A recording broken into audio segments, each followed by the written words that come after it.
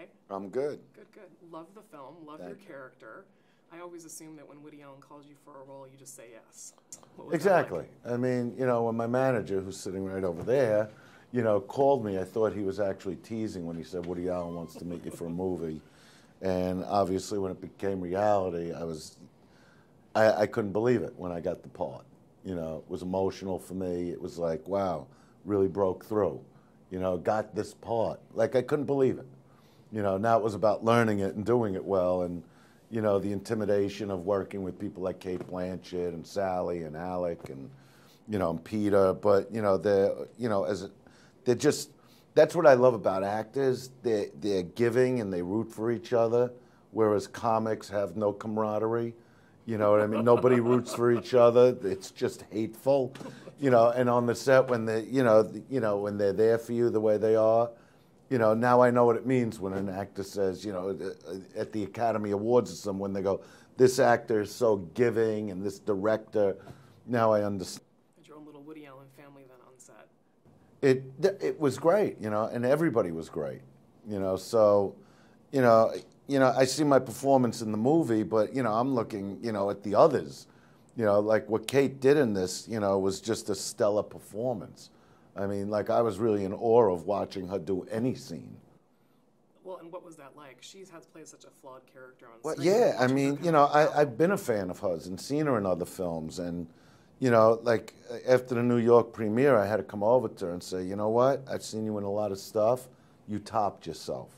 That's how great she is. So her character, like I said, explores flaws. Is there a flaw that's hard to look at in yourself? Yeah, it's hard to see me in this. You know? Really?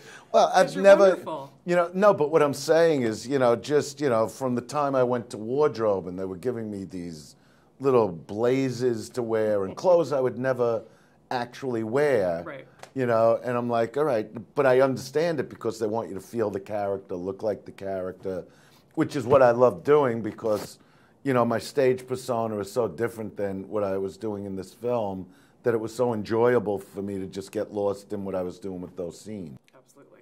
Well, and you're kind of reinventing yourself right now. Jasmine, at the end of this, has to reinvent herself. What is Andrew Dice Clay 2.0 going to be like?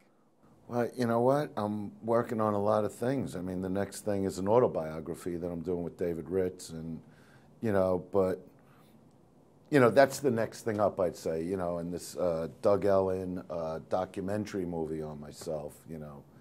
You know, so there's a lot going on that, you know, I wasn't expecting to go on, and especially this film, and I'm completely humbled by the whole experience and getting just to, you know, to work with Woody. I mean, this is one of the legends of film, you know, that also started out just as a club comedian, and what he's accomplished in his life is incredible. So to get that call, it was like, I was thinking more of him on the set than myself.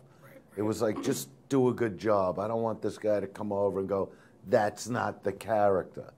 And it never happened once, you know, and the stuff I'm reading that he's saying about me, I honestly can't even believe it, you know. I was going to say, a dream come true. You know, it really is. Yeah, Thank you. Yeah, thank you so much.